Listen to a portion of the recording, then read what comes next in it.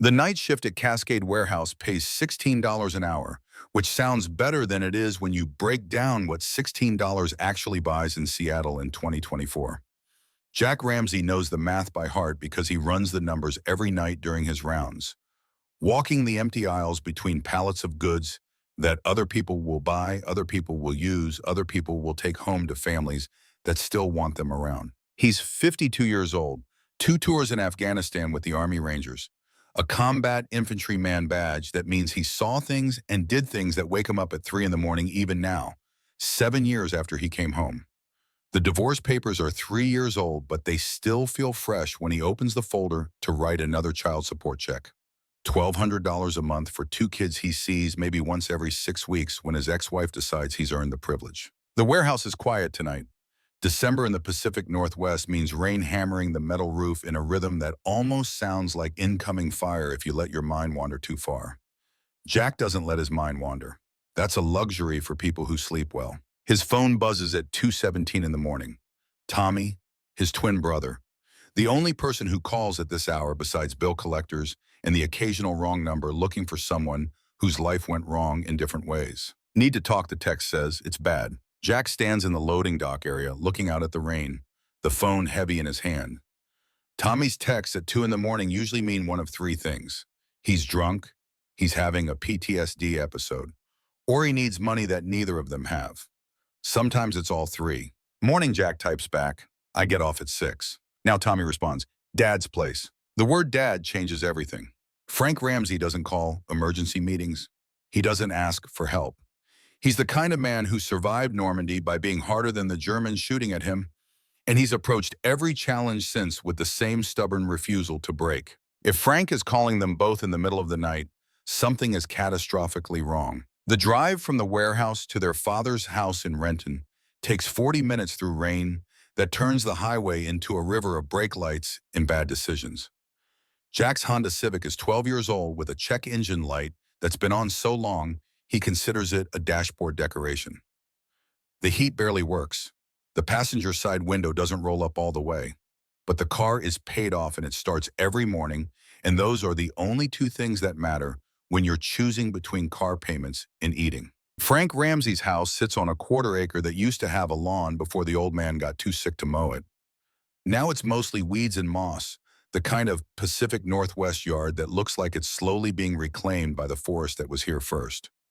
The house itself is a 1960s ranch style with siding that needs painting and gutters that need cleaning and about 100 other small repairs that keep getting pushed to next month, next year, whenever there's time and money and energy all at the same time. Tommy's RV is parked in the driveway.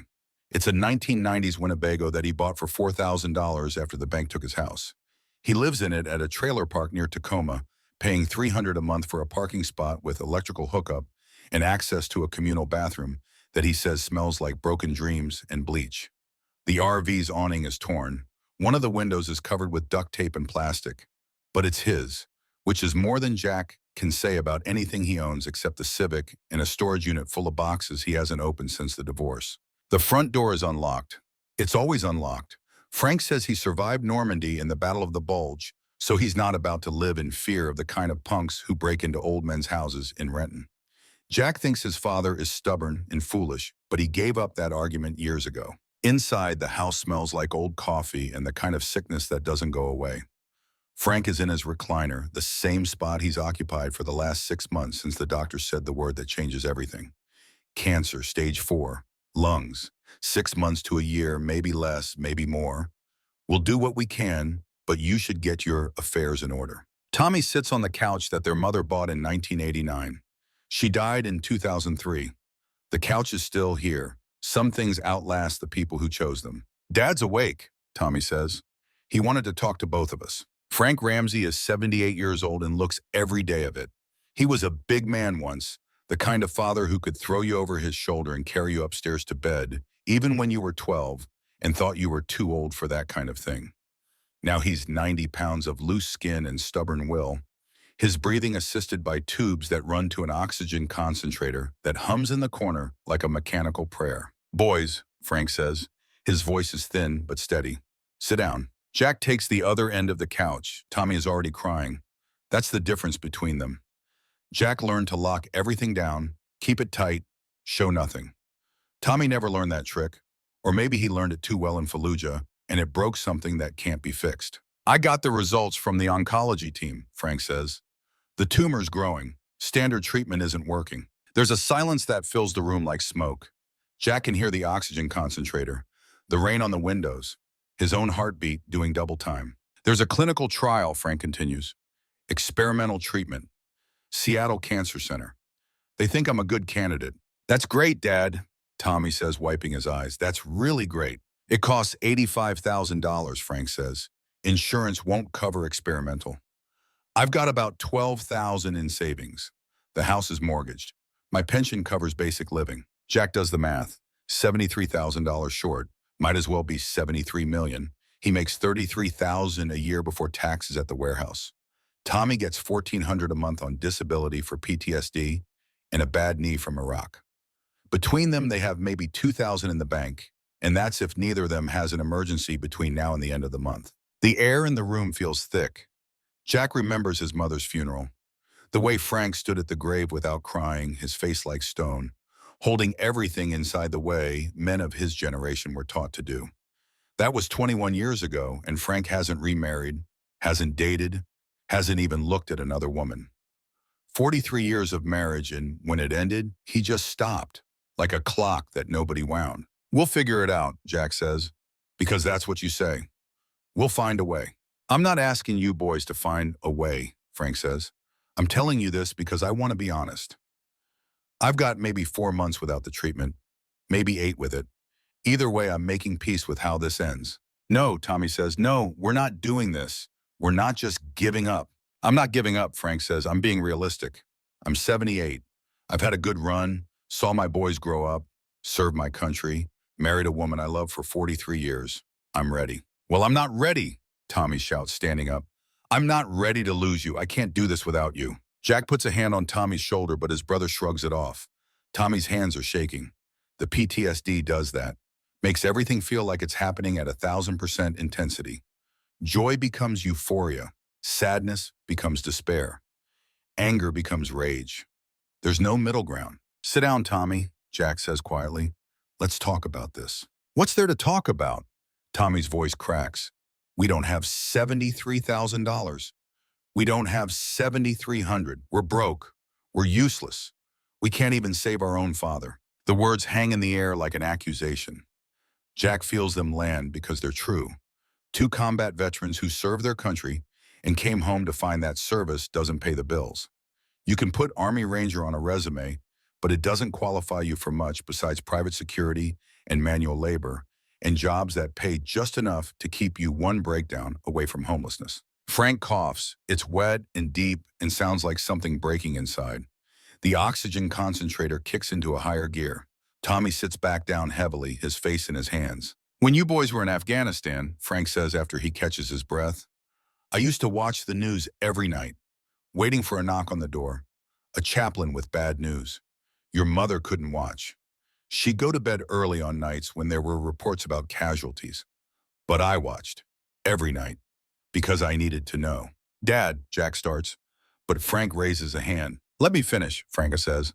I never got that knock. You both came home. Broken in different ways maybe, but home. And I was grateful, more grateful than I've ever been for anything, because I knew what it felt like to go to war. I knew what it asked of you, and you survived. He pauses to breathe. The tubes hiss. Now I'm the one fighting, Frank continues, and I might not survive, but that's okay, because you two will. You'll keep going. You'll build lives. You'll be there for each other the way you've always been. That's enough for me. It's not enough for us, Jack says. Frank looks at both his sons with eyes that have seen too much death to be afraid of it anymore. Then live, he says, live big enough for all 3 of us. That's what I want. Not $85,000 for a treatment that might give me a few more months. I want you to live. Tommy is crying again. Jack's eyes are burning, but he won't let the tears fall. Not yet. Not while there's still something to fight for. Go home, Tommy, Frank says gently. Get some sleep. We'll talk more tomorrow. Tommy leaves without another word. Jack hears the RV engine start, hears the vehicle pull out of the driveway too fast, hears the sound fade into the rain. He should go too. His shift starts again in 14 hours. He needs sleep. He needs to shower and eat something and pretend tomorrow will be different from today, even though he knows it won't. Jack, Frank says, stay a minute. Jack settles back into the couch. His father's eyes are still sharp, despite everything else falling apart. Those are the eyes that taught him to throw a baseball, to change a tire, to be a man in the ways men measured themselves in the 1980s and 90s. Hard work, integrity, take care of your family, don't complain. Your brother's not doing well, Frank says. I know. He needs you. I know that too. Frank takes a labored breath. The oxygen concentrator hums. When you boys were born, the doctor said you came out holding hands. You first, then Tommy, like you were pulling him into the world. You've told us this story, Jack says. I'm telling it again, Frank says, because you're still pulling him. You always have been. Afghanistan, that mess with his marriage, the drinking. You've been there. He saved my life in Kandahar, Jack says. I owe him everything. You don't owe him, Frank says. You love him. That's different. But Jack, you can't save everyone. Sometimes you have to let people save themselves. The words sound wise, but they don't help. Nothing helps. Jack leaves at 4 in the morning, drives back to his apartment, sits on the edge of his bed without turning on the light. The medical bills from his own war injuries are stacked on the kitchen counter. $47,000 for surgeries the VA approved but didn't fully cover. Payment plans that will extend into his 60s if he lives that long. He thinks about his father dying. He thinks about Tommy spiraling.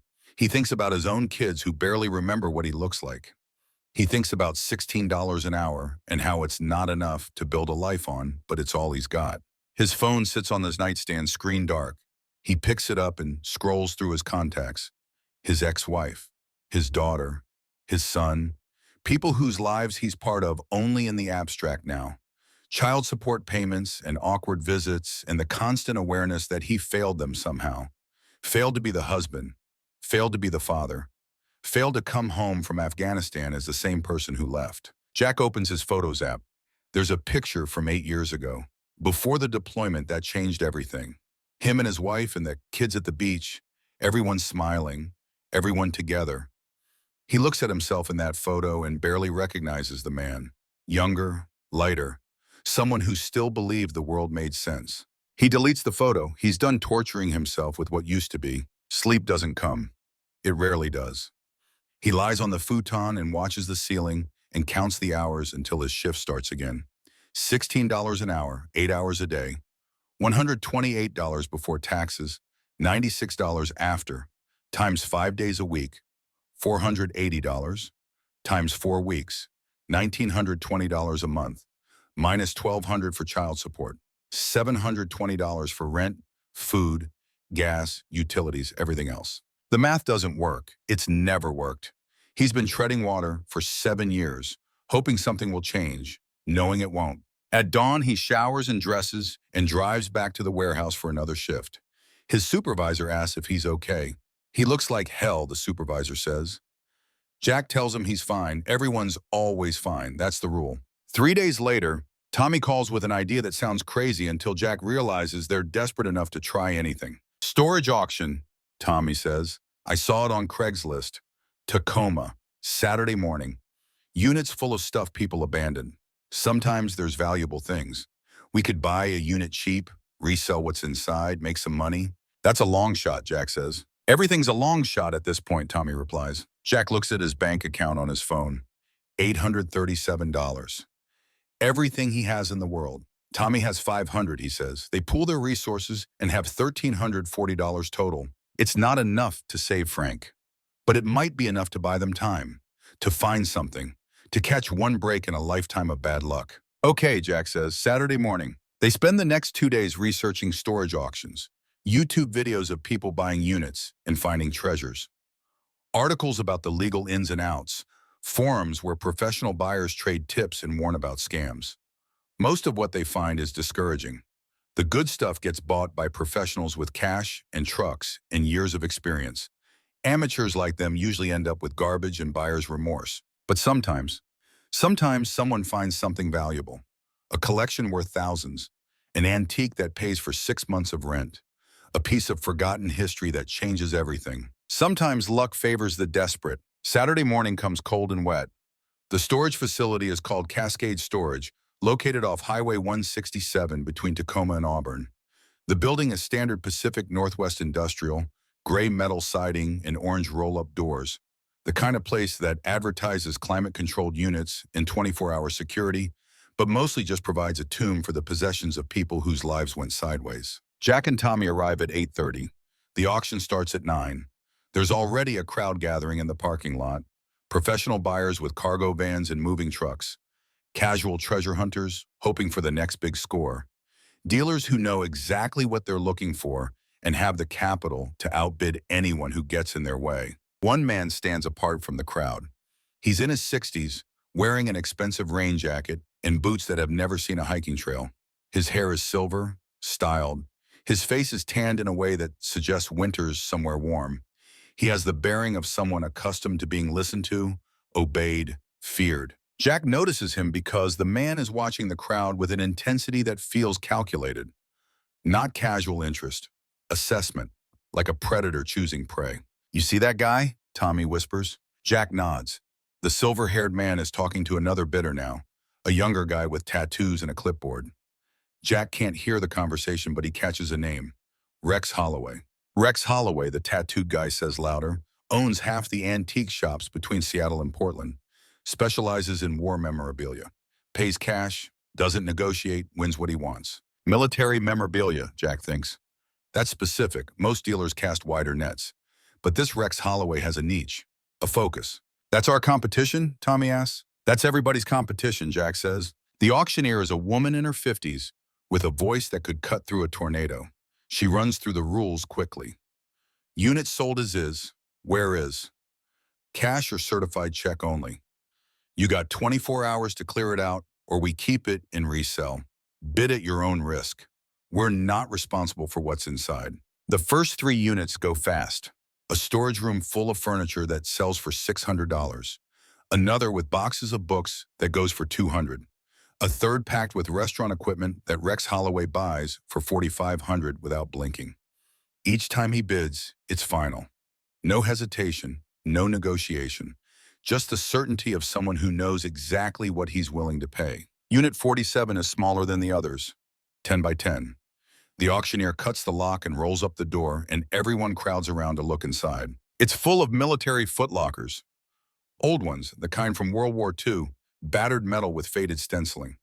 There are cardboard boxes stacked against the back wall, a few pieces of furniture that look like they've been there since the Carter administration. Nothing obviously valuable, nothing that screams money. Estate of Walter Krieger, the auctioneer says. Deceased, no next of kin, rent went unpaid for 6 months. Standard sale. Jack feels something shift in his chest. Military footlockers. World War II era. His father's generation. Men who came home and never talked about what they saw, what they did, what they survived. Walter Krieger. The name means nothing to Jack, but the footlockers mean something. History, service, a life lived and ended and reduced to unpaid storage fees in an auction on a rainy Saturday morning. Opening bid, the auctioneer calls. $100. The crowd is already walking away. There's nothing here worth their time. Used military gear might get $50 at a flea market. The furniture is junk.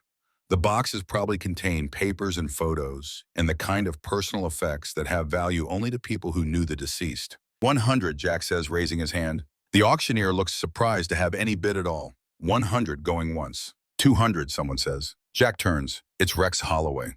The man is looking directly at him, eyes cold and appraising.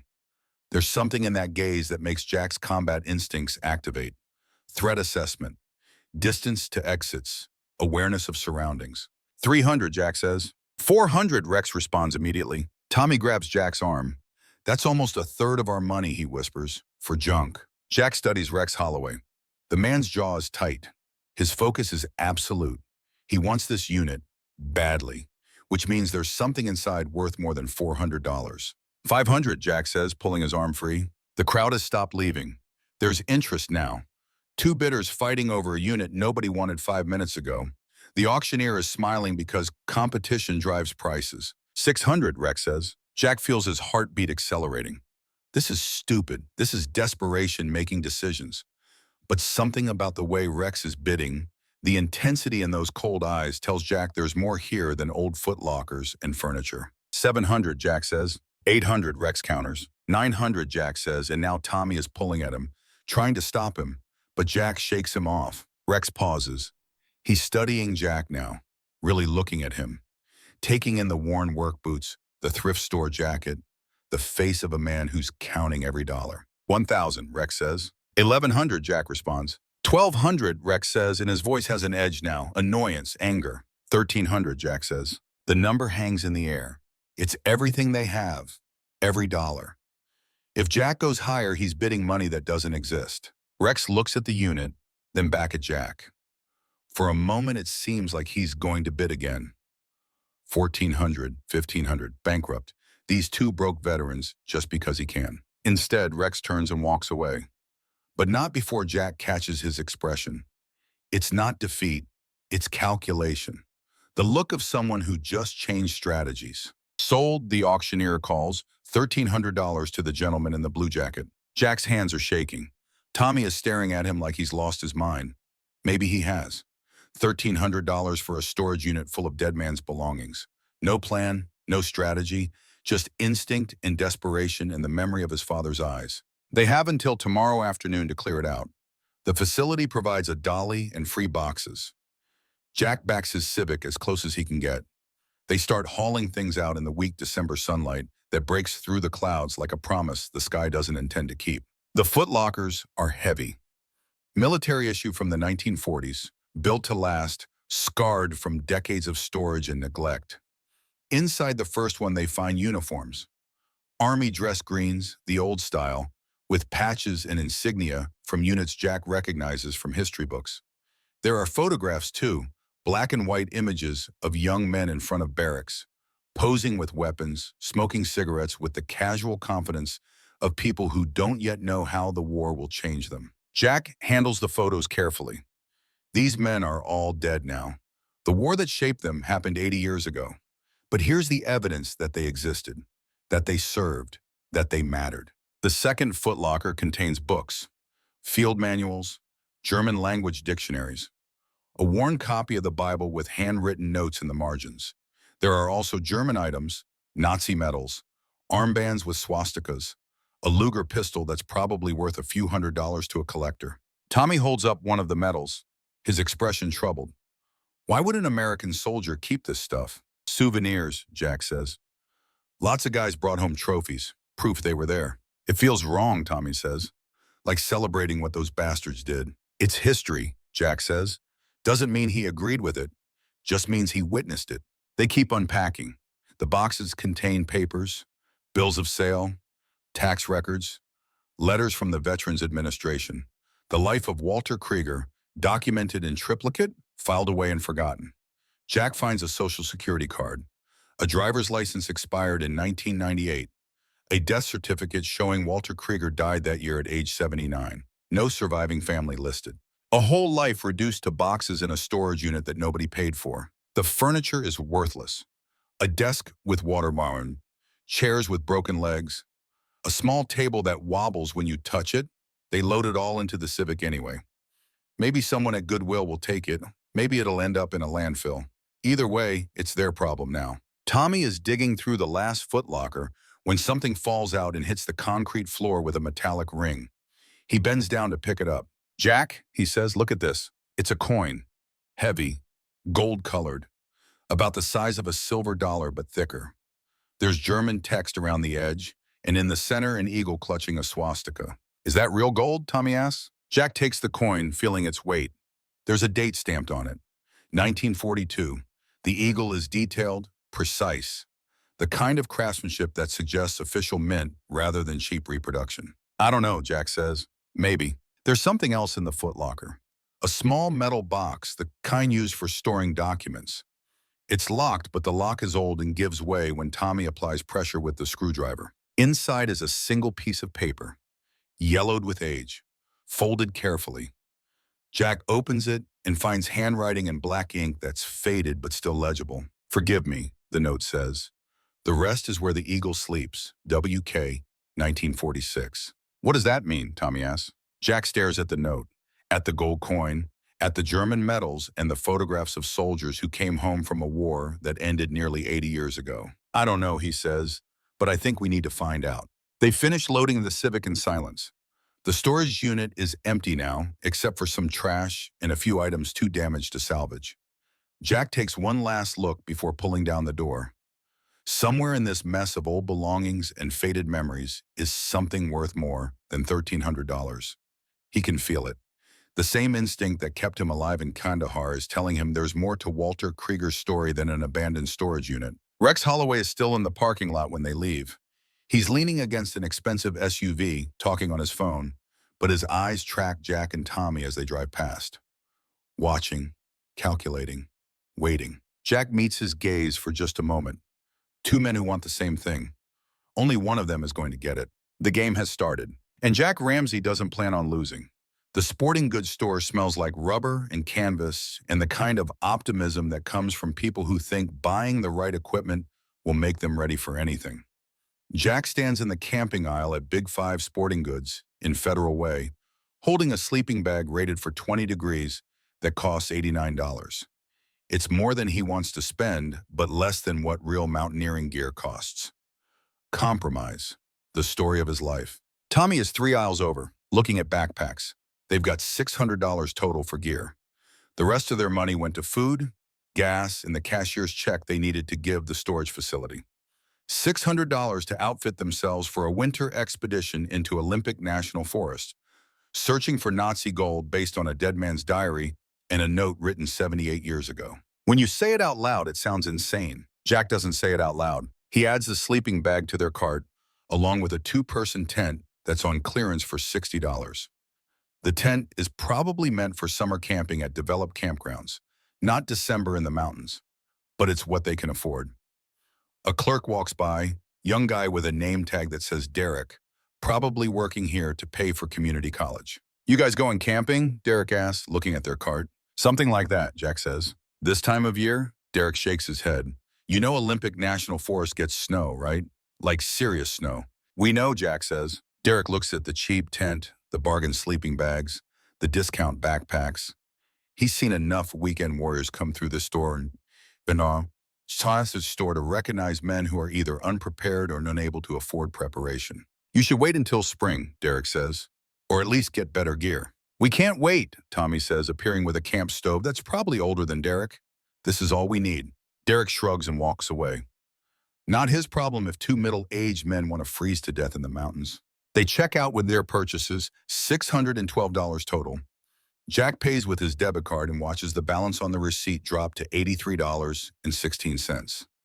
That's what stands between him and complete financial collapse. $83. The Civic's trunk barely closes over all the gear. They drive back to Jack's apartment in silence, the windshield wipers beating against December rain that's turned to sleet. The temperature is dropping. The weather forecast calls for snow in the mountains by midweek. That gives them 3 days to prepare. At the apartment, they spread topographic maps across the floor.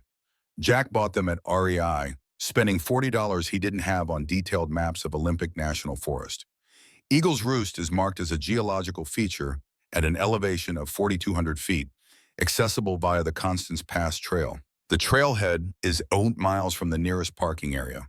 The trail itself climbs 3,000 vertical feet through old-growth forest and alpine meadows before reaching the ridgeline, where Eagle's Roost sits like a sentinel overlooking the valley below. 8 miles, Tommy says, tracing the route with his finger. "That's a full-day hike with gear." "More like a day and a half," Jack says. "We're not in the same shape we were in Afghanistan." Tommy's jaw tightens. He gained 40 pounds after Iraq. The PTSD came with appetite changes, medication side effects, and the kind of depression that makes getting off the couch feel like climbing Everest. Jack didn't gain weight, but he didn't maintain either. At 52, his knees hurt when it rains, his back aches when he stands too long, and his cardiovascular fitness is limited to walking warehouse aisles 8 hours a night. They are not the Rangers they used to be. "We'll make it work," Jack says. 2 days up, 1 day to search, 2 days back. 5 days total. "What do we tell Dad?" Tommy asks. "The truth would kill Frank faster than the cancer. Your sons are hiking into the wilderness in December looking for Nazi gold because they're desperate and stupid and out of options." "We tell them we're going camping," Jack says. Brothers trip, clear our heads. He's gonna know we're lying, Tommy says. Probably, Jack agrees, but he won't stop us. That night, Jack can't sleep. He lies on his futon and stares at the ceiling and thinks about all the ways this can go wrong. They could get lost. They could freeze. They could find nothing and waste the last money they have on a fool's errand. They could get injured in the backcountry and die before anyone finds them. Or they could find $320 million in Nazi gold. His phone buzzes at 2 in the morning. Text from Tommy. Can't sleep either. Jack types back. Thinking about turning back. 3 dots appear, disappear, appear again. Finally, Tommy's response. Thinking about what we tell ourselves if we don't even try. Jack reads the message twice. That's the thing about brothers who've seen combat together. They know each other's fears. They know how regret tastes worse than failure. We leave Wednesday, Jack types. Dawn. Tommy sends back a thumbs up emoji. The next 2 days pass in a blur of preparation. Jack calls in sick to work, burning precious sick leave. Tommy sells what little he has left worth selling, a guitar he hasn't played in years, some tools from when he used to do construction. Everything goes into the fund for supplies and gas. They test equipment on Jack's balcony. The camp stove works, barely, producing a weak blue flame that takes 10 minutes to boil water. They pack and repack their backpacks, trying to minimize weight while making sure they have everything essential. Water filter, first aid kit, rope, headlamps, extra batteries, freeze-dried meals that taste like cardboard but provide calories. The metal detector arrives via Amazon Prime Tuesday afternoon. Jack spent $140 on it, money he borrowed from a cash advance app that charges 15% interest. The detector is basic, designed for finding coins at the beach, not gold bars buried in mountain soil. But it's what they can afford. Tuesday evening, they visit Frank. He's worse than last week. The oxygen concentrator runs constantly now. His skin has the translucent quality of paper that's been folded too many times. But his eyes are still sharp when they walk in. You boys look like you're planning something, Frank says. Just a camping trip, Jack says. Clear our heads for a few days. Frank studies them both. In December? In the mountains? We used to camp in Afghanistan in worse conditions, Tommy says. You were 25 then, Frank says. And you had the entire United States Army backing you up. We'll be fine, Dad, Jack says. We just need a few days away from everything. Frank is quiet for a long moment. The oxygen concentrator hums. Outside, the rain hammers the windows like it's trying to get in. Your mother used to worry every time you boys went on a trip, Frank says finally. School field trips, camping with friends, basic training. She worried until you walked back through that door. We always came back, Tommy says. Until the day you don't, Frank says. That's what she worried about, the day you don't come back. We're coming back, Jack says. Frank looks at him with eyes that have seen too much death to believe in promises. You better, he says. I did not survive Normandy just to bury my sons. They leave before the conversation can go deeper. In the car, Tommy wipes his eyes. He knows, Tommy says. Yeah, Jack says, he knows. But Frank didn't try to stop them. That's the thing about the old man. He taught them to make their own decisions and live with the consequences, even when those decisions might kill them. Wednesday morning comes cold and clear. The rain has stopped. The sky is that hard blue that happens in the Pacific Northwest when high pressure pushes out the clouds and everything freezes. Jack's phone says it's 28 degrees. Perfect weather for hypothermia if they're not careful. They load the Civic at 5 in the morning. The drive to Olympic National Forest takes 3 hours, heading north through Tacoma, across the Tacoma Narrows Bridge, then west into the peninsula. The sun rises as they drive, turning the Puget Sound into a sheet of hammered gold. Tommy sleeps in the passenger seat, or pretends to. Jack can tell by the breathing that his brother is awake, just keeping his eyes closed.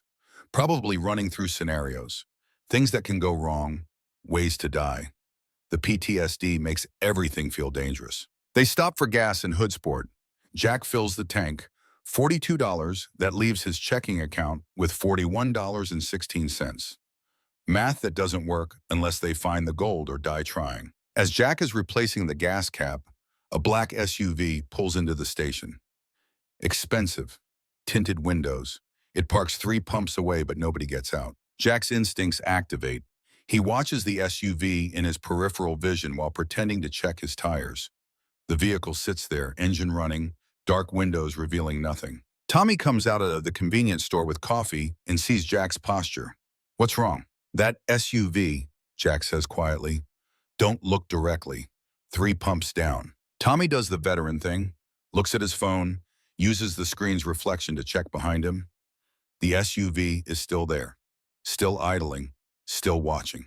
You think it's Holloway? Tommy asks. I think it's someone, Jack says. They get in the Civic and pull out of the gas station. The SUV doesn't follow. But as they merge back onto Highway 101, Jack checks his mirror and sees it pull out 30 seconds later, maintaining distance. We're being followed, Jack says. You sure? Jack changes lanes. The SUV changes lanes. Jack slows down. The SUV slows down. Jack speeds up. The SUV matches speed. Yeah, Jack says, I'm sure. What do we do? Lose them, Jack says. He takes the next exit fast, tires squealing. The SUV follows. Jack turns left at the bottom of the ramp, then immediately right into a residential neighborhood. The streets here are narrow, lined with parked cars and old-growth trees. Jack makes 4 quick turns, using the tight streets to his advantage. The SUV is bigger, less maneuverable. He gains distance. One more turn and he pulls into a driveway behind a tall hedge. Kills the engine. They wait. 30 seconds later, the black SUV cruises past, slower now, searching. Jack can't see inside through the tinted windows, but he can feel eyes scanning, hunting. The SUV passes, disappears around a corner. Jack waits 5 full minutes before backing out of the driveway and taking a different route back to the highway. He drives 10 miles in the wrong direction, doubling back on Forest Service roads, checking mirrors constantly. No black SUV appears. Tommy finally speaks. Holloway knows we're going after the gold. He suspects, Jack says. Otherwise, he would have tried harder to follow us. Or he knows where we're going, and he'll just meet us there, Tommy points out. The thought sits heavy between them. If Holloway figured out the Eagle's Roost connection from Walter Krieger's history, he might already have people on the mountain, waiting, watching. Jack grips the steering wheel tighter. Too late to turn back now. They're committed. The trailhead parking area is empty when they arrive at 8:30. No surprise. December weekday, freezing temperatures, snow forecast. Only idiots go hiking in these conditions. Jack backs the Civic into a space, leaving it positioned for quick departure if needed. Old habit from the Army, always know your exit strategy. They shoulder their packs, 70 pounds each, maybe more. Food, water, camping gear, the metal detector strapped to Tommy's pack like a rifle. Jack has Walter Krieger's diary in a Ziploc bag in his jacket pocket. The gold coin is there too, a talisman or a promise or proof they're not completely crazy. The trail starts easy, wide, well-maintained, switchbacking through old-growth forest where Douglas firs rise like cathedral columns. The air smells like cedar and moss and the clean cold of winter. Jack's breath makes clouds. His knees protest the weight but fall into rhythm after the first mile. The forest here is ancient. Some of these trees were saplings when Walter Krieger was born. They witnessed the entire 20th century from this spot, growing slowly, enduring storms and fires in the slow march of seasons. There's something humbling about walking among them, something that makes human problems feel temporary. Tommy is struggling. Jack can hear it in the breathing, see it in the way his brother's steps get shorter, more labored. The knee injury from Iraq, the extra weight he carries, the conditioning he lost during years of unemployment and depression. You good? Jack asks at the first rest stop. Fine, Tommy says, which means he's not. They continue. The trail gets steeper. The forest gets denser. By mile 3, they're both sweating despite the cold. Jack's back aches from the pack. His shoulders are already sore.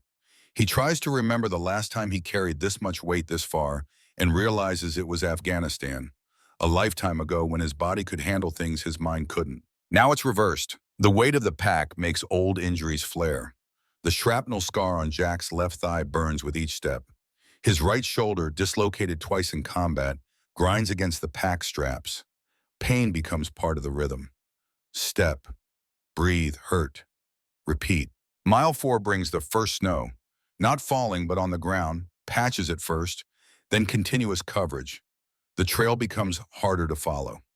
Jack navigates by map and compass, the way they taught him in Ranger School. Tommy follows in his footsteps, conserving energy, letting his brother break trail. They don't talk. There's nothing to say that matters. Just the rhythm of boots in snow, breath in cold air, the weight of everything they're carrying literally and figuratively. The snow changes the forest, makes it quieter, softer, dangerous.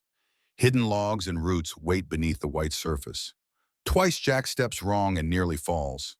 The pack weight would make any fall catastrophic. A broken ankle out here means death. Around mile 5, they find tracks. Boot prints, fresh, multiple sets, leading in the same direction they're going. Jack kneels to examine them. 2, maybe 3 people, heading up the trail within the last few hours. The prints are crisp, deep, made by people carrying weight. Holloway, Tommy says quietly. Maybe, Jack says. Or maybe just other hikers. But he doesn't believe that. Nobody hikes this trail in December without a damn good reason. They continue more carefully now. Jack's hand keeps drifting to the hunting knife on his belt. Tommy's right hand stays near his pocket, where he carries the pistol he didn't mention until yesterday. The forest opens up at mile 5, giving way to alpine meadows buried under 3 feet of snow. The trail disappears completely. Jack stops and pulls out the map. They need to head northwest toward the ridgeline. Eagle's Roost should be visible from here, but clouds have moved in, obscuring the peaks. We're close, Jack says. How close? 2 miles, maybe less. Tommy looks at the sky. Those clouds are going to dump on us. He's right. The clouds are dark gray, heavy with snow. The temperature is dropping. Jack's phone says it's 24 degrees and falling. We need to make camp before the storm hits, Jack says. They find a relatively flat area with some tree cover for wind protection. Setting up the cheap tent in snow with frozen fingers takes 40 minutes and leaves them both exhausted. The tent is small, barely big enough for 2 men and their gear. It'll have to work. Jack gets the camp stove running while Tommy filters water from a nearby creek. The creek is partially frozen. The water's so cold it makes Jack's teeth hurt when he drinks. Dinner is freeze-dried chicken teriyaki that tastes like salted cardboard but provides 900 calories. They eat in the tent, shoulder to shoulder, breath fogging in the enclosed space. The storm hits around 8 p.m. Wind that sounds like freight trains. Snow that turns the tent into a shaking cocoon. Jack lies in his sleeping bag and listens to his brother's breathing and wonders if they'll make it through the night. The tent holds. Barely. Snow piles against the walls, actually helping to insulate them. But the wind finds every gap in the cheap fabric, every imperfect seam. Jack shivers in his sleeping bag, hands tucked into his armpits, thinking about hypothermia and how it kills you quietly. Tommy is having nightmares. He mutters in his sleep, words Jack can't quite make out but recognizes from tone. Combat dreams, Fallujah, the things that wake you up sweating even in an ice storm. Around midnight, Tommy wakes up shouting, "Jack, there's someone outside!" Jack listens. Wind, snow, nothing else. "It's just the storm," Jack says. "No," Tommy insists. "I heard voices, people talking." Jack unzips the tent carefully and looks out into the blizzard. Visibility is maybe 5 feet. Everything beyond that is white chaos. "Nothing there," Jack says, "just wind." But Tommy's hand is on his pistol, and his eyes have that wide look that means the PTSD is fully engaged. Every shadow is an enemy. Every sound is a threat. "Hey," Jack says softly. "Look at me.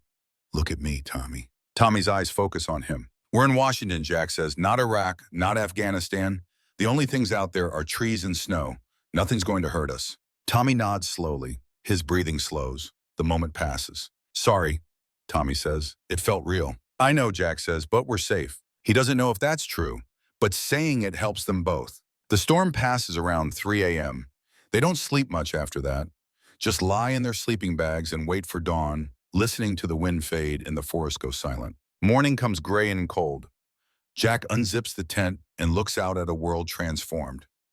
Everything is white.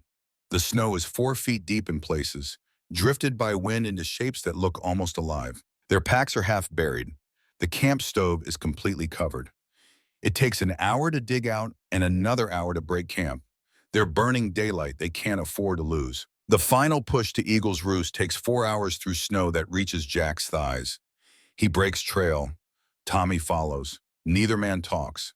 There's no breath to waste on words. The ridgeline appears first as a dark line against white sky. Then the cliff itself resolves out of the clouds. Eagle's Roost, a vertical wall of basalt rising 200 feet above the surrounding terrain, shaped by ancient volcanic forces into something that looks almost deliberately carved. And there, halfway up the cliff face, barely visible through the snow, the remains of a fire lookout tower. "That's it," Jack says. "That's where Walter worked." Tommy pulls out binoculars and scans the area. The lookout tower is a ruin now, Collapsed walls, broken windows, but the foundation is still there, a platform bolted into the rock. If he buried the gold, Jack says, it'll be somewhere near the tower, somewhere he could access regularly, somewhere he could guard. Tommy lowers the binoculars. We have to climb up there. Jack studies the cliff. There's a route, probably the same one Walter used.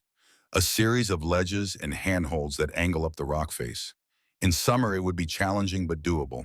In winter, covered in snow and ice, it's borderline suicidal. We didn't come this far to turn back now, Jack says. They cache most of their gear at the base of the cliff. Keep only essentials. Rope, the metal detector, water, first aid kit. Jack goes first, finding handholds by feel, testing each one before committing his weight. The rock is slick with ice. His gloves don't grip well. Twice he slips and catches himself on the rope. Below him, Tommy climbs with the determination of someone who's already made peace with dying. The PTSD actually helps here. When everything feels dangerous, nothing feels especially scary. It takes 90 minutes to reach the lookout platform. Jack hauls himself over the edge and lies on the wooden boards, breathing hard, heart hammering. Tommy arrives 5 minutes later, his face pale, hands shaking. They made it. The lookout tower is more intact than it appeared from below. The walls are collapsed, but the floor is solid. There's still furniture inside, a desk, a chair, a wood stove for heat. Everything covered in decades of bird droppings and weather damage. This is where Walter spent his summers, Jack says, watching for fires, alone with his guilt. Tommy nods. Can you imagine? Sitting up here day after day, knowing what you did, what you took. Jack pulls out the metal detector and turns it on. The device beeps and whirs, calibrating. He sweeps it across the floor of the lookout. Nothing. He tries the perimeter of the platform. Still nothing. Tommy is searching the visible ground around the lookout, kicking away snow, looking for disturbances in the soil. Jack, he calls, over here. There's a rock formation at the edge of the platform. Not natural, deliberately stacked. The kind of cairn hikers build to mark trails. Jack brings the metal detector over and sweeps it across the rocks. The device screams. Strong signal. Multiple targets. Metallic, large. They look at each other. Start digging, Jack says. They move rocks by hand.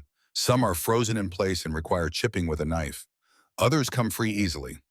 Underneath, the soil is hard but workable. 2 feet down, Tommy's hand hits something solid. Metal. He clears away more dirt. A military crate, stamped with German text and a swastika. Oh my God, Tommy whispers. It's real. Jack helps him pry open the crate. The hinges are rusted but give way. Inside, wrapped in oiled canvas, are bars of gold, each one about the size of a brick. Each one stamped with Reichsbank and an eagle. Tommy lifts one out. It's heavy, maybe 25 pounds.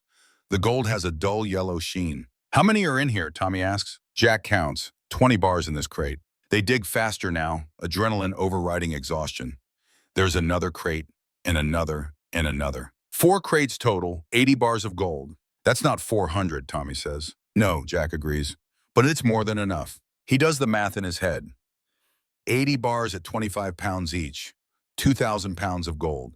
At current prices, roughly $64 million. $64 million sitting in a collapsed fire lookout on a mountain cliff in Olympic National Forest. We found it, Tommy says, and his voice breaks. We actually found it. Jack is about to respond when he hears something that makes his blood freeze. Voices, men's voices, coming from below. Multiple people, climbing the route Jack and Tommy just used. Someone followed them. Jack looks at Tommy. His brother's face has gone from joy to terror in the span of a heartbeat. They're not alone on the mountain, and whoever is climbing toward them knows exactly what's up here. Jack moves to the edge of the platform and looks down. 3 men are on the cliff face, maybe 50 feet below. They're climbing fast, with the efficiency of people who've done this before. The man in the lead looks up and makes eye contact. It's Rex Holloway, the war memorabilia dealer from the storage auction. The man who bid against them. The man who walked away when Jack went all in. He didn't walk away. He followed them. Jack scrambles back from the edge. Rex, he says to Tommy, and he brought help. Tommy's hand goes to his waistband, where he's carrying the pistol he didn't mention buying. Military habits die hard. Don't, Jack says. We can't shoot our way out of this. Then what do we do? Jack looks at the gold, at the crates, at the collapsed lookout tower. His mind is racing through options, tactics, scenarios. This is what Rangers train for. Thinking under pressure. Adapting to contact. We negotiate, Jack says. With what? Tommy asks. They've got us trapped up here. With information, Jack says. He's been looking for this gold for years. We found it in 3 days. He needs to know how. Rex's head appears over the edge of the platform. He pulls himself up with the ease of someone who stays in shape. His two companions follow. Both are younger, bigger, the kind of men you hire when you need muscle more than brains. One has a shaved head and prison tattoos. The other looks ex-military, carrying himself with the rigid posture that never quite leaves. Gentlemen, Rex says, brushing snow from his jacket. Quite a find you've made here. You followed us, Jack says. Of course I followed you, Rex replies. You think I'd let two amateurs stumble onto something I've been hunting for 15 years? How did you know about the gold? Tommy asks. Rex smiles. It's not a friendly expression. Walter Krieger was my grandfather, he says. Different last name, different family. But blood doesn't lie. He told me stories before he died. About the war, about what he took, about where he hid it. Then why didn't you find it yourself, Jack asks. Because the old bastard gave me riddles instead of locations, Rex says. Where the eagle sleeps. What kind of clue is that? I've searched every peak in Olympic National Forest with eagle in the name. Spent tens of thousands of dollars. Hired guides. Used ground-penetrating radar. Found nothing. Until we came along, Jack says. Until you bought his storage unit, Rex confirms. I knew there had to be more information there. A map. A diary. Something. So I waited, watched, followed, and here we are. He walks over to the crates and looks at the gold bars with the expression of a man seeing something he's dreamed about for years. His companions spread out, flanking Jack and Tommy, hands resting on weapons holstered at their hips. 80 bars, Rex says. Not the full 400. Where's the rest? We don't know, Jack says. This is what we found. Rex turns to face them. His hand rests casually on a pistol at his hip. The shaved head guy has pulled out a knife, 8 inches of steel that catches the weak sunlight. The ex-military type just watches, silent and ready. Do you have any idea what this gold is worth? Rex asks. We know, Tommy says. Then you understand why I can't let you leave here with it, Rex says, or with the knowledge of where it is. The two hired muscle men spread out further, 3 armed men versus 2, on a cliff platform 200 feet above the ground. No witnesses, no escape routes. Jack's mind races through scenarios. Fight, run, bargain, die. None of them end well. What do you want, Jack asks, buying time. I want what's mine, Rex says. My grandfather stole this gold. That makes it my inheritance. You're thieves who stumbled onto someone else's property. Your grandfather was a thief too, Tommy says. He took this from the Nazis who took it from Jewish families. Nobody here has clean hands. Rex's expression hardens. Don't lecture me about morality. My grandfather survived a Nazi prison camp. He earned the right to take whatever he could carry. What have you two earned? A disability and participation trophies? The insult lands like a punch. Tommy's hand moves toward his pistol, but Jack stops him with a look. We earned the right to be here, Jack says quietly, because we did what Walter did. We served. We sacrificed. We came home broken, and we're trying to survive in a country that used us and forgot us. This gold could save my father's life. It could give my brother a place to live. It could let us see our families again. What's it going to do for you? Buy another antique shop? Rex stares at him for a long moment. Then he starts laughing. You think this is about money? Rex asks. You think I need gold to be rich? I own property from Seattle to San Diego. This is about legacy, about finishing what my grandfather started, about proving that some debts are worth collecting even 80 years later. Then you've already failed, Jack says, because Walter Krieger died alone in a cabin with nothing but regrets. That's the legacy. Guilt that ate him alive until he was just a shell waiting to die. The platform goes silent. Wind howls across the ridge. Snow begins to fall again. Sawing again, light flakes that catch in Rex's silver hair. You don't understand, Rex says. And for the first time, there's something raw in his voice. My grandfather came back from that war destroyed. PTSD before they had a name for it. He drank himself unconscious most nights. Beat my father bloody when the nightmares got bad. Died bitter and alone because he could never let go of what he'd seen, what he'd done. That's not a reason to keep the gold, Tommy says. That's a reason to let it go. Rex's jaw tightens. My grandfather spent 50 years guarding a secret that killed him slowly. The least I can do is make sure his sacrifice meant something. It meant nothing, Jack says. He took gold from monsters to survive. Then he let the guilt turn him into a different kind of monster. The only way to honor that is to do better, to return what was stolen, to help the families who lost everything. Rex pulls his pistol. So does the shaved head guy. The ex-military type already has his drawn. Last chance, Rex says. Walk away. Leave the gold. I'll even give you a head start before I call the authorities and report 2 trespassers on federal land. And if we don't, Jack asks. Rex's hand tightens on his pistol. Then we see if you survive the fall. Tommy has his hand on his own weapon now. The 2 muscle men have drawn theirs. The standoff is complete. Mexican standoff on a frozen cliff in the middle of nowhere. Jack is calculating odds when Tommy does something unexpected. He pulls out his phone and holds it up. Smile for the camera, Tommy says. We've been live streaming this whole conversation. Rex's face goes pale. What? Jack looks at his brother. They haven't been live streaming anything. There's no cell service up here. But Rex doesn't know that, and neither do his hired thugs. Every word you said, Tommy continues, his voice steady despite the lie. Broadcast to Jack's lawyer. Time stamped. Recorded. Your confession about following us. Your threats. Your attempt to steal what we found legally. Your admission that this gold exists and you've been hunting it. You're bluffing, Rex says, but there's doubt in his voice. Try me, Tommy says. Shoot us and it goes viral within an hour. Your face, your name, your admission that this gold exists. You'll have every treasure hunter and federal agent in the country descending on this location before you can move a single bar. Rex looks at his men. They look uncertain now. Murder is one thing when nobody's watching. But murder on camera, even a bluff of a camera, changes the equation. We're walking away, Jack says, pressing the advantage. We're taking 1 bar as finder's fee. You can have the rest. We'll even sign a statement saying we found nothing. But you let us walk out of here live. 1 bar, Rex says. That's $800,000. Cheaper than a murder trial, Tommy says. Cheaper than every law enforcement agency in the Pacific Northwest knowing exactly where to find $63 million in Nazi gold. The standoff stretches. 5 seconds, 10, 30. Jack can see Rex doing the math. Risk versus reward. Legacy versus prison. The gold versus his freedom. Finally, Rex steps back. Take your bar, he says, and if I ever see either of you again, the deal is off. Jack moves quickly to the nearest crate and pulls out a gold bar. It's heavy in his hands. 25 pounds of Nazi gold. $800,000. His father's salvation. Tommy backs toward the edge of the platform, keeping his phone up, maintaining the bluff. They start climbing down. Jack goes first. The gold bar in his pack, moving as fast as he dares on the icy rock. Tommy follows, his pistol now drawn and pointed up at the platform. They're 20 feet down when Rex calls out, "Enjoy your blood money," Rex shouts. "And remember, you're no better than my grandfather. You're thieves too." Jack doesn't respond. He just keeps climbing. Down the cliff, across the snowfield, back to their cached gear.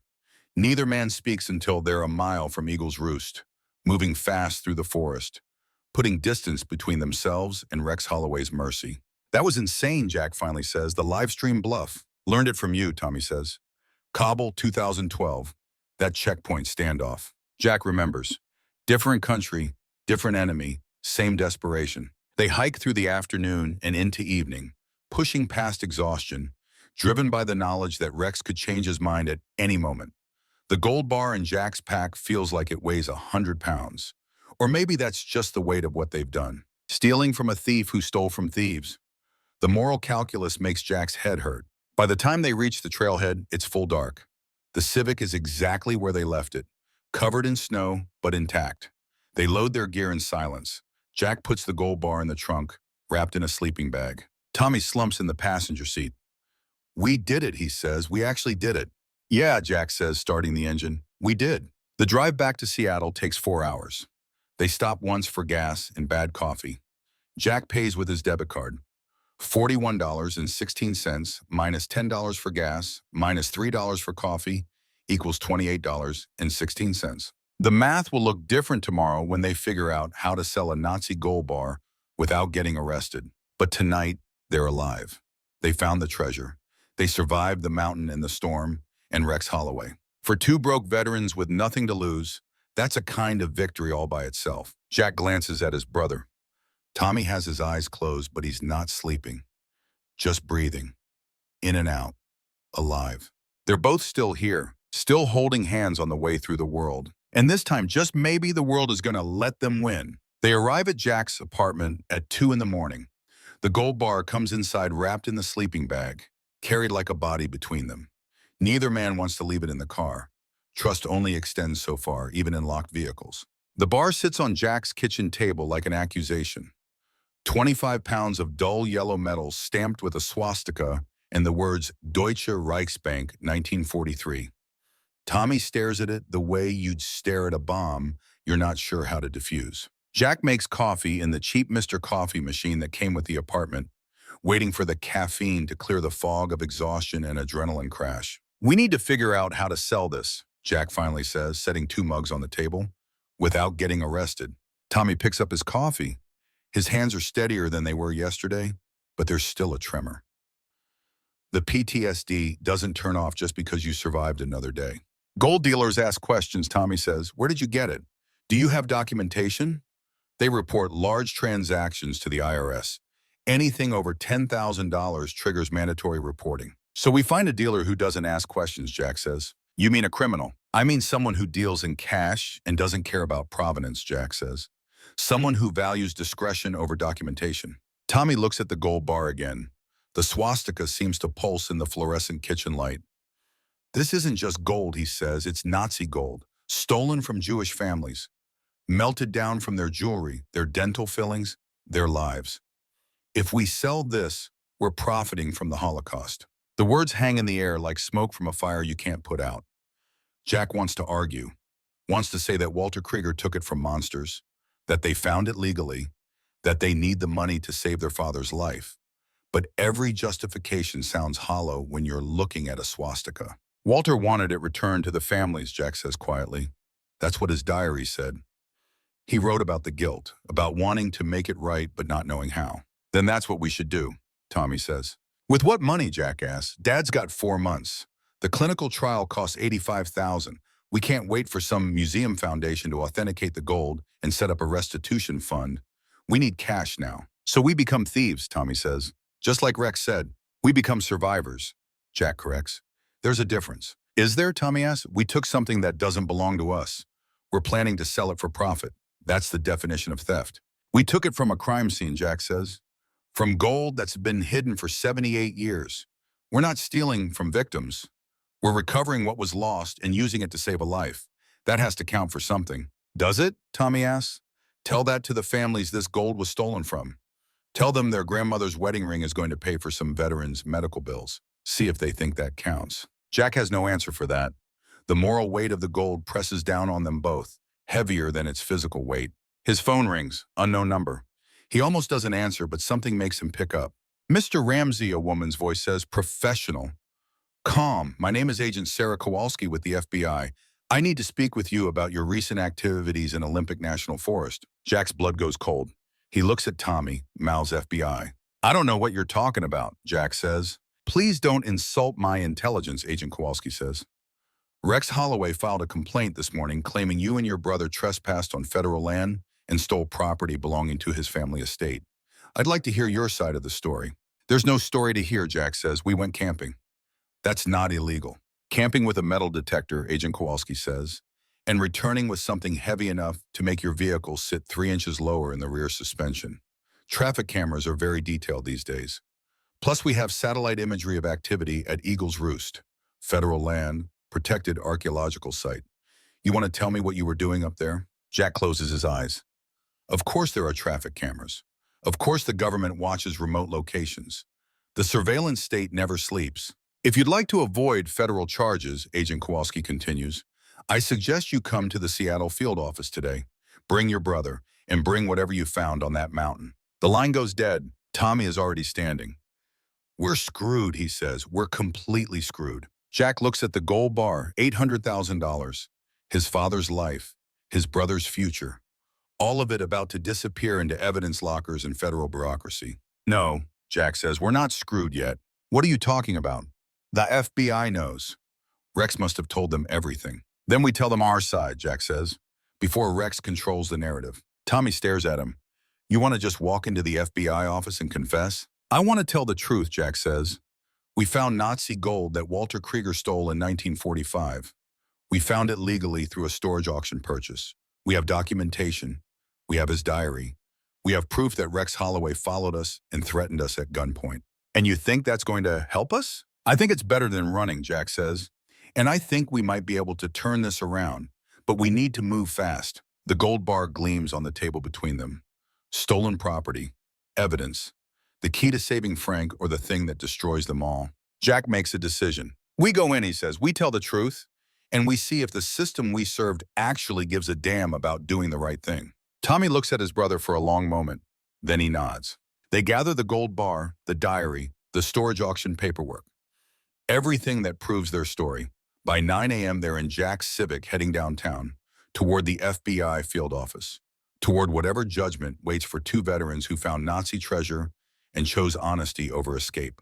The city moves around them, people going to work, living normal lives, unaware that two broke men in a 12-year-old Honda are carrying enough gold to change everything. Jack thinks about Frank, about the clinical trial, about the $85,000 they need and the $800,000 they might lose. He thinks about Walter Krieger, about spending 50 years hiding from guilt, about dying alone because you couldn't forgive yourself for surviving. He thinks about choice, how every moment offers one, how most of the time there's no right answer, just the best answer you can manage with what you have. They're about to find out if they chose right.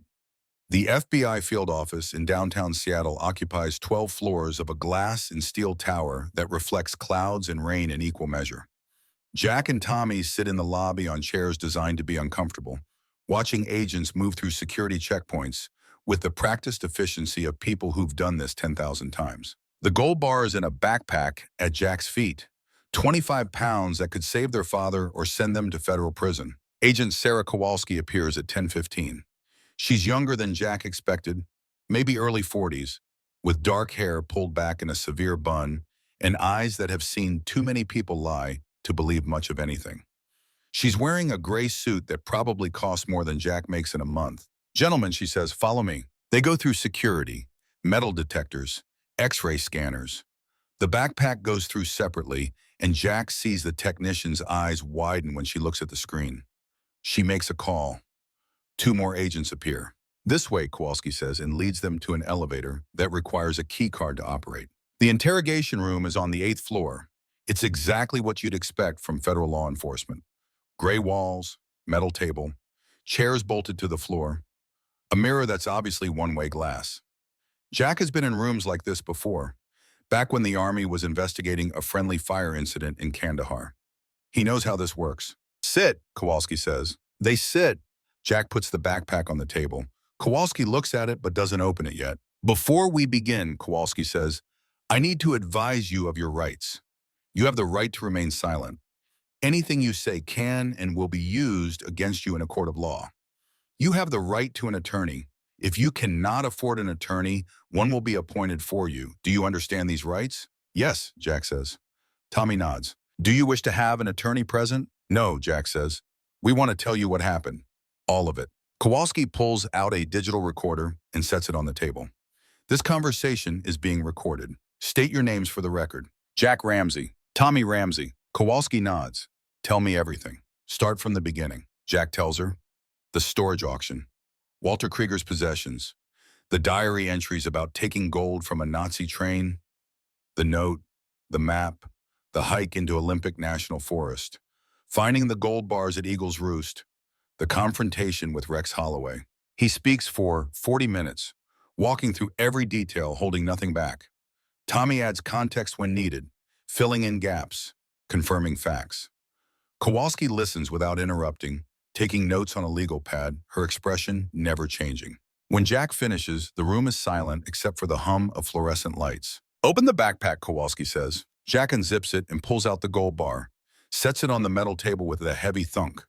The swastika catches the overhead light. Kowalski stares at it for a long moment. Then she picks it up, feeling its weight. The markings are clear. Deutsche Reichsbank, 1943. An eagle with spread wings. A serial number stamped into the metal. Do you know who Rex Holloway is? Kowalski finally asks. War memorabilia dealer, Jack says. Try son of Herman Hartmann, Kowalski says, former SS officer who escaped to Argentina after the Nuremberg trials. Changed his name, raised Rex with Nazi ideology intact. The FBI has been watching Rex for 3 years. We believe he's funneling money to neo-Nazi organizations in South America. The words land like a punch. Tommy goes pale. Jack feels his stomach drop. So the gold, Tommy starts, would have funded white supremacist groups, Kowalski finishes. If Rex had gotten his hands on it, that gold would have paid for weapons, propaganda, recruitment, training camps. You two idiots accidentally prevented a major domestic terrorism funding operation. We didn't know, Jack says. Of course you didn't, Kowalski says. You were just trying to save your father, which, by the way, I know all about. Frank Ramsey, 78, stage 4 lung cancer, needs $85,000 for a clinical trial at Seattle Cancer Center. Very touching, very desperate, very stupid. She pulls out a folder and slides it across the table. Inside are photographs. Surveillance photos of Rex Holloway meeting with known white supremacists. Financial records showing money transfers to shell companies in Argentina and Paraguay. Documents linking those companies to neo-Nazi networks. This is what you stumbled into, Kowalski says. This is why Rex didn't just let you walk away from that mountain. You found evidence of the largest Nazi gold cache discovered in North America since 1945. $64 million in Reichsbank bullion. Do you understand what that kind of money means to organizations that want to destabilize democracy? Jack looks at the photos, at Rex Holloway shaking hands with men whose tattoos tell their allegiances. Swastikas, lightning bolts, the symbols of hate that never quite die. What happens now? Tommy asks quietly. Now we have a problem, Kowalski says. The gold legally belongs to the United States government. Nazi assets seized on American soil fall under the Trading with the Enemy Act. It'll be auctioned. Proceeds go to Holocaust restitution funds. That's the law. So we get nothing, Tommy says bitterly. I didn't say that, Kowalski replies. There's a finder's fee, 10% of recovered assets. Standard protocol for cases like this. 10% of $800,000 is $80,000.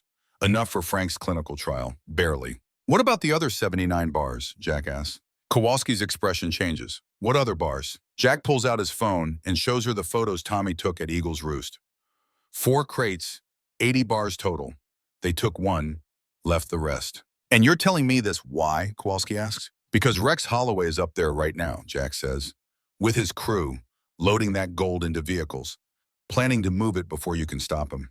We've got maybe a 12-hour window before it disappears into the same underground network that hides Nazi war criminals. Kowalski is on her phone immediately, calling in tactical teams, coordinating with Olympic National Forest Rangers, issuing orders in the clipped language of law enforcement mobilization. Jack and Tommy sit in the interrogation room and wait, drinking bad coffee, wondering if they just saved their father or destroyed their last chance. 90 minutes later, Kowalski returns. Her expression is grim. Holloway's gone, she says. We found the location, the lookout tower. The crates, but they're empty. He moved the gold. How? Tommy asks. That's 80 bars, 2,000 pounds. You can't just carry that out. He had help, Kowalski says, and resources, probably helicopters. We found landing marks in the snow, half a mile from the site. By the time our teams got there, he was already gone. So he wins, Jack says. He gets the gold and we get a finder's fee for 1 bar. Not exactly, Kowalski says. She puts a different folder on the table. These are financial records we've been compiling on Holloway. Bank transfers, property purchases, shell company formations. With your testimony about what happened on that mountain, we can build a case. Conspiracy to commit theft of government property. Assault with a deadly weapon. Violation of the Trading with the Enemy Act. That doesn't get the gold back, Tommy points out. No, Kowalski agrees. But it puts Holloway in prison. And it qualifies you both for a larger finder's fee under the whistleblower protection statute, 20% instead of 10. 20% of $64 million. Jack does the math. 12.8 million, split between him and Tommy, 6.4 million each. The number is so large it doesn't feel real. There's a catch, Kowalski says. Always is. You have to testify. Federal grand jury, possibly a trial. Your names become public record. And Holloway has resources, people who work for him. This could get dangerous. We've done dangerous before, Jack says. Not like this, Kowalski says. Rex Holloway isn't some Taliban fighter in a cave. He's a rich American with lawyers and connections, and people who will hurt you to protect his interests. People who've killed before and will kill again. She pulls out more photos, crime scene photos, a body in a ditch, a burned out car, a house destroyed by arson. These are people who got in Rex's way, Kowalski says. A competitor who underbid him on an estate sale, a journalist who was investigating his connection to hate groups, a former employee who threatened to talk to police. All dead, all officially unsolved. But we know. Tommy's hands are shaking again. Jack can see the PTSD activating. The awareness that danger isn't theoretical, it's immediate and lethal. If we don't testify, Jack says, he gets away with it. If you do testify, Kowalski says, you become targets. We can offer protection, safe house, witness security, but it's not perfect. People slip through cracks. Witnesses disappear. The choice sits heavy between them. $6 million and the chance to stop a Nazi sympathizer funding hate groups. Or walk away alive with $80,000 and let evil win one more time. Tommy looks at Jack. The brothers don't need words. They've been having the same conversation without speaking since they were 5 years old. We're in, Jack says. Kowalski nods. Then we need to move fast. Holloway doesn't know you talked to us yet. That gives us maybe 24 hours before he lawyers up and disappears into shell companies and offshore accounts. She hands them business cards. My direct line. You call me if anything happens. Anything. Strange cars, phone calls, people asking questions. You see Rex Holloway or anyone associated with him, you call me immediately. What about Dad? Tommy asks. He's sick. He needs us. We'll put protection on him, Kowalski says. Plainclothes officers. He won't even know they're there. They leave the FBI building at 2 in the afternoon. Seattle is gray and cold, the sky promising rain that hasn't started yet. Jack feels like he's been awake for a week. His body aches from the mountain climb. His mind aches from decisions that might save them or destroy them. We should tell Dad, Tommy says as they walk to the Civic. Tell him what? Jack asks. That we found Nazi gold, took some, the FBI confiscated it, and now we're witnesses against a white supremacist who might try to kill us. When you put it that way, Tommy says. They drive to Renton in silence. Frank's house looks the same as always. Weeds and moss, peeling paint, the oxygen concentrator humming inside, the life support system that keeps their father breathing while cancer tries to kill him. Inside, Frank is asleep in his recliner. The tubes run from his nose to the concentrator. His breathing is labored even with the assistance. He looks smaller than last week, like the disease is consuming him from the inside. Jack stands in the doorway watching his father sleep and thinks about all the things he wants to say. About Afghanistan, about the divorce, about being a better son, about how sorry he is for all the ways he's failed. But Frank is sleeping, and some conversations require more energy than dying men have to give. They're on their way out when Frank's eyes open. You boys look like hell, he says. His voice is barely above a whisper. We're okay, Dad, Jack says. Liars, Frank says. Both of you. Always have been. Terrible at it, too. Tommy laughs despite himself. Yeah, we are. Frank shifts in his recliner, trying to sit up straighter. The oxygen tubes tangle, and Jack steps forward to help untangle them. His father's arm is thin as a stick. The skin feels like paper. I'm dying, Frank says. We all know it. So whatever you boys are doing, whatever trouble you're in, just tell me the truth. I've got maybe one good conversation left in me, and I don't want to waste it on lies. So they tell him.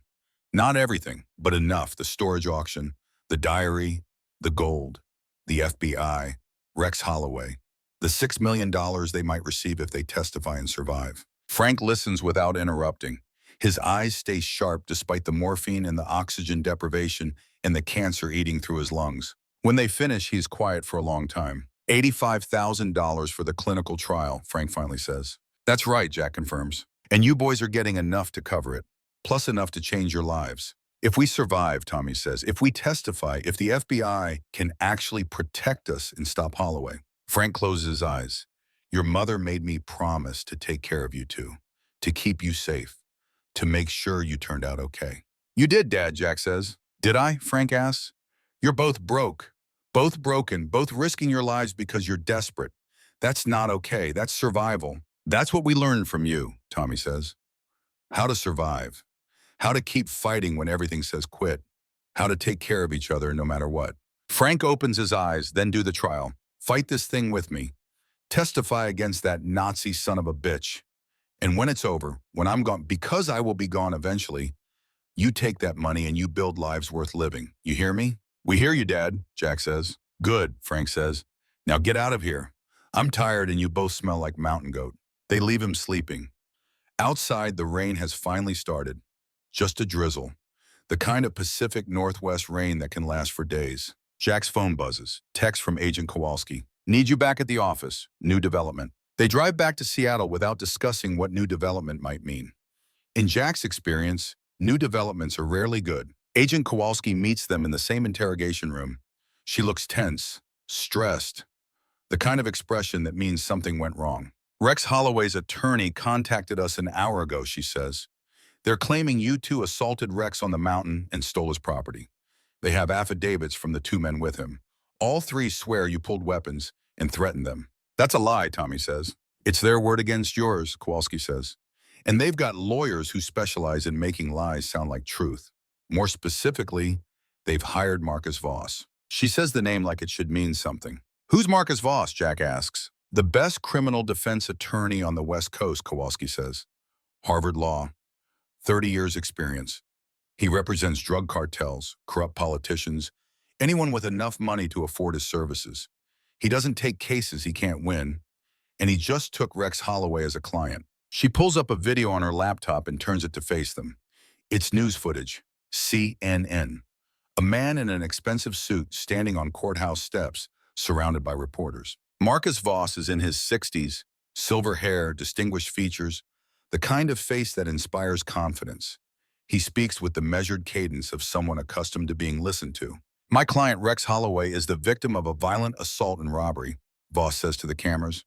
Two men, claiming to be veterans, threatened him at gunpoint on federal land and stole property that rightfully belongs to the Holloway family estate. We will be filing criminal charges and pursuing full legal remedies. The reporters shout questions. Voss ignores them and walks away. Kowalski stops the video. He held that press conference this morning. 2 hours ago, he's already filed paperwork, already started shaping the narrative. By tonight, every news outlet in the country will be running the story.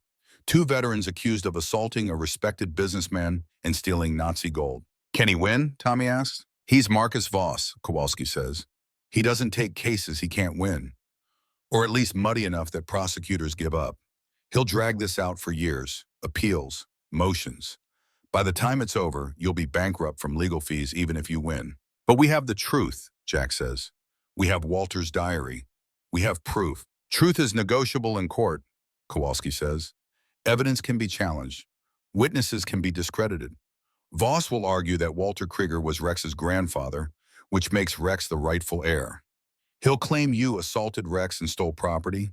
He'll paint you as desperate criminals taking advantage of a family legacy. What do? Tommy asks. You testify, Kowalski says. You tell your story to the grand jury. You let us indict Rex Holloway on federal charges before Voss can control the narrative. And you prepare for the fight of your lives. Because Marcus Voss doesn't just defend clients, he destroys their enemies. The federal courthouse in downtown Seattle smells like marble and power and the accumulated weight of 1,000 verdicts. Jack sits on a wooden bench outside courtroom 7, wearing a suit he bought at Goodwill for $30. The jacket is too tight across the shoulders. The pants are too long. He looks like what he is, a working-class man playing dress-up in a system designed for people who own multiple suits. Tommy sits beside him in an identical Goodwill special, gray instead of blue. His tie is crooked. Jack reaches over and straightens it without thinking.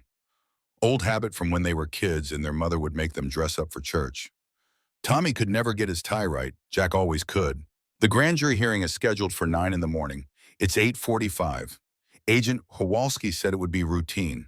Just testimony about finding the gold, about Rex Holloway's threats, about everything that happened on Eagle's Roost. She said they'd be done by lunch. She also said Rex Holloway was just a memorabilia dealer, and that turned out to be a lie. So Jack takes her reassurances with the appropriate amount of skepticism. A door opens and Marcus Voss emerges with another attorney Jack doesn't recognize. Voss looks exactly like he did on television.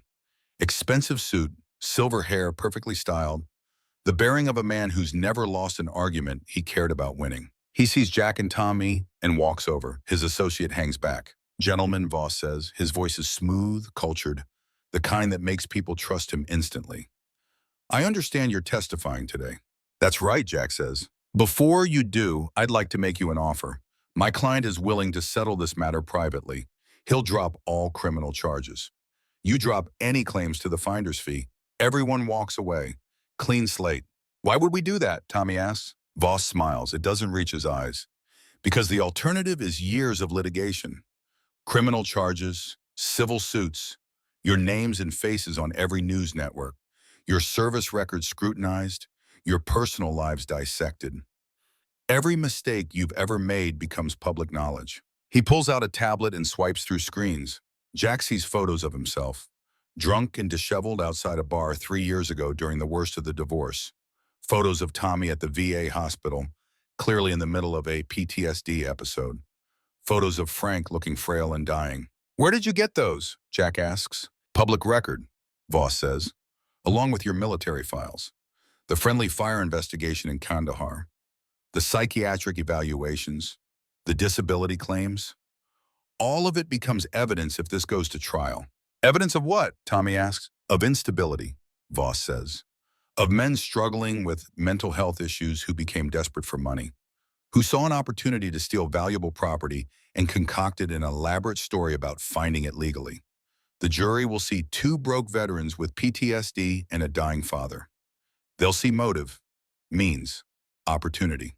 "That's not what happened," Jack says. "Doesn't matter," Voss replies. "By the time I'm done, that's what they'll believe. So take the offer, walk away. Your father gets his treatment from the first finder's fee. You avoid years of legal hell. My client keeps what belongs to his family. Everybody wins. Except the families the gold was stolen from," Tommy says. "Except the Holocaust survivors who deserve restitution." Voss's expression hardens. "Save the righteousness for someone who cares. You're not heroes. You're thieves who got lucky and think that makes you special. Take the deal or I'll spend the next 3 years proving you're criminals." He walks away before they can respond. Jack's hands are shaking with anger. Tommy looks pale. "He can't do that," Tommy says. "Can't he? He's Marcus Voss," Jack says. "He can do whatever the hell he wants." The grand jury hearing takes 4 hours.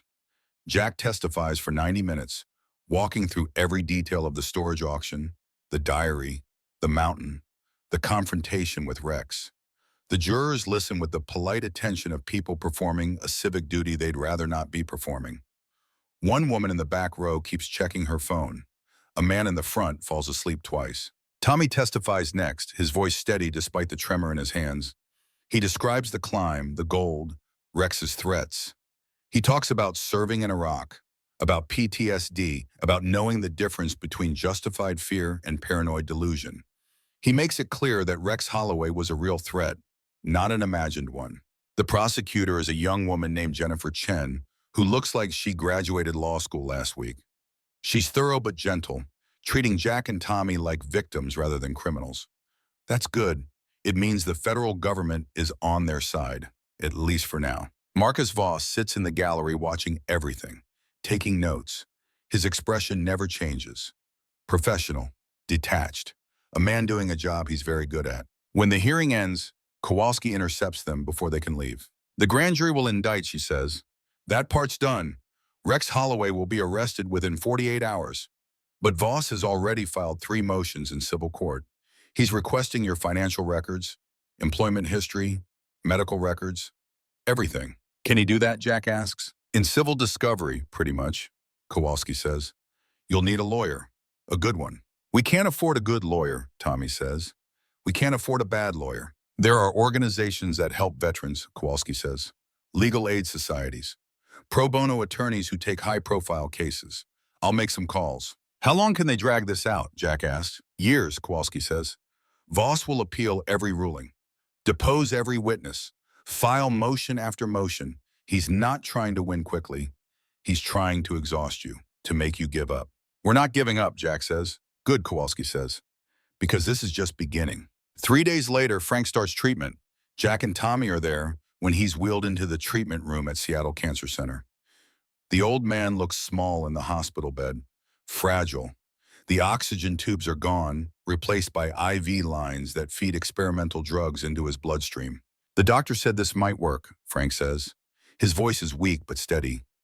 Might give me another year, maybe 2. It'll work, Jack says with more confidence than he feels. You boys did this, Frank says. I don't know how, and I don't want to know. But you did this. Tommy takes their father's hand, the one without the IV. It feels like paper and bones. We take care of each other, Tommy says. You taught us that. Frank closes his eyes. The drugs are already making him drowsy. Damn right I did, he murmurs. They sit with him until he falls asleep. Then they sit longer, watching the machines monitor his vitals, his stubborn refusal to die before he's ready. Agent Kowalski calls the next day. They found Rex Holloway in Alaska. He was trying to fly the gold out on a private charter. Coast Guard intercepted the plane. All 79 bars recovered. And Holloway, Jack asks? Dead, Kowalski says. The word hangs in the air. What happened? Tommy asks over speakerphone. He tried to run during the arrest, Kowalski says. Fell through ice into a river. Hypothermia and drowning. Body recovered 3 hours ago. Jack should feel something. Relief. Victory. Justice. But all he feels is tired. What about us? He asks. The finder's fee? Still applies, Kowalski says. 80 bars at current gold prices. 20% finder's fee under whistleblower provisions. You're looking at $12.8 million. Split between you. The number still doesn't feel real. What about Marcus Voss? Tommy asks. The civil suits? Holloway's estate will probably drop everything now, Kowalski says. Without Rex pushing it, there's no reason to keep fighting. You might actually be clear. Might, Jack notices. Not will. There's one more thing, Kowalski says. Walter Krieger's diary, the one you gave us. We had it authenticated. It's going to be donated to the Holocaust Museum. His story, what he did, what he witnessed, it's important, history. Good, Jack says. That's good. You boys did the right thing, Kowalski says. Not the smart thing, maybe, but the right thing. That counts for something. She hangs up. Jack looks at Tommy. His brother is crying, not sobbing, just tears running down his face. We saved Dad, Tommy says. We actually saved him. Yeah, Jack says, we did. The legal resolution takes 3 months. Marcus Voss withdraws from the case. The civil suits are dropped.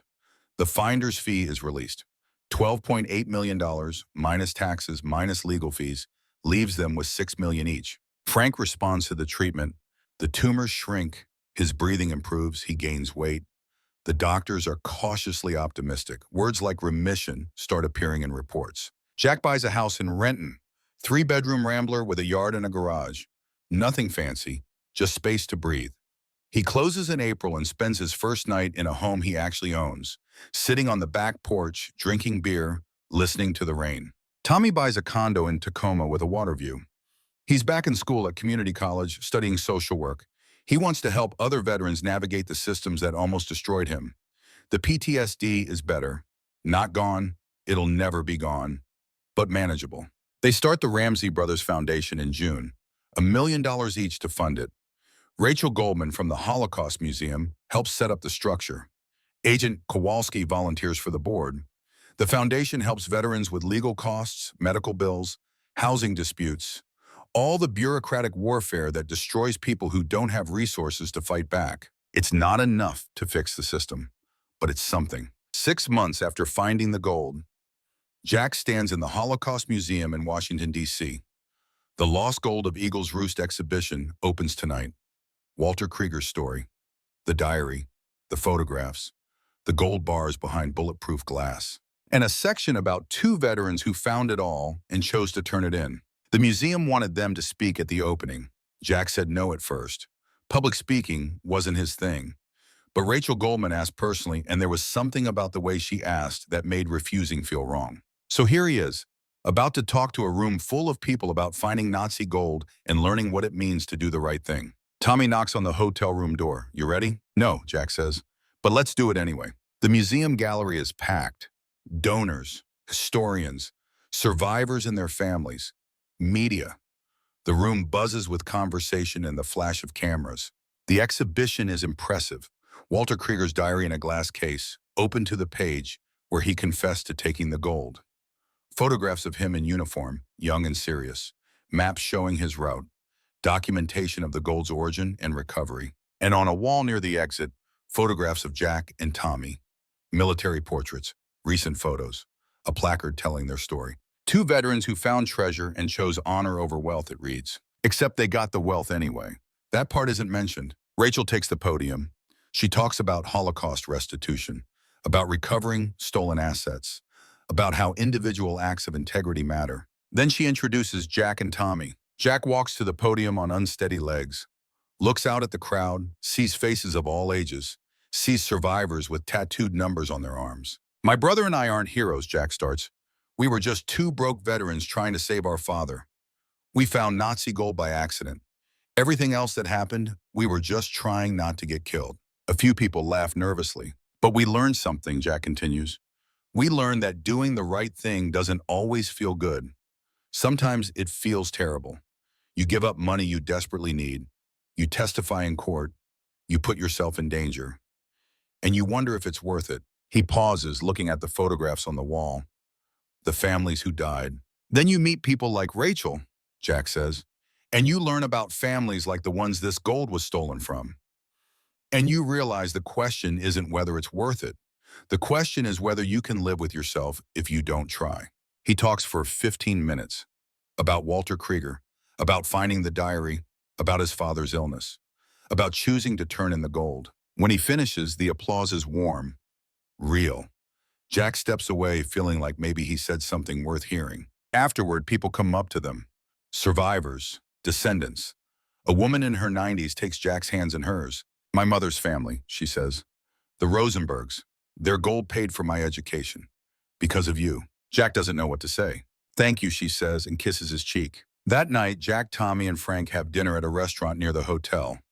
Frank flew in for the exhibition, against doctor's orders, because he wanted to see his sons honored. He's doing well. 12 months into treatment and still in remission. He might have years. How does it feel, Frank asks, being famous? We're not famous, Jack says. You're on every news channel, Frank points out. For 5 minutes, Tommy says. Then everyone forgets. Frank cuts his steak slowly. The chemo damaged his hands, but he's eating solid food. That's progress. I'm proud of you boys, Frank says.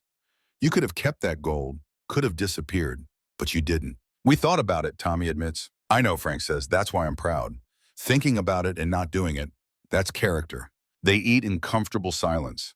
3 men who survived wars and cancer and poverty. Still here, still together. Jack's phone buzzes. Text from his daughter. Saw you on the news. The kids want to know if you're really rich now. He shows the message to Tommy. What are you going to tell her? Tommy asks. The truth, Jack says. That I am, and I'm going to use some of it to make up for lost time. 1 year after finding the gold, Frank dies. Not from cancer, from a heart attack. Quick and clean, he's at home watching a Mariners game. Says something about a bad call by the umpire. Then he's gone. The funeral is small. Family, army buddies, veterans from the VA. The pastor talks about service and sacrifice and a life well lived. Jack and Tommy bury him next to their mother in a cemetery overlooking Puget Sound. The headstone is simple. Frank Ramsey, U.S. Army, 1946 to 2025. Beloved husband and father. After the funeral, they stand at the grave alone. You think he knew? Tommy asks. About all of it. Yeah, Jack says, he knew. And he was okay with it? He was proud of it, Jack says. They stand there until the cemetery workers start giving them looks. What are you doing tonight? Tommy asks. Seeing my kids, Jack says. Taking them to dinner. His daughter is 17 now. His son is 15.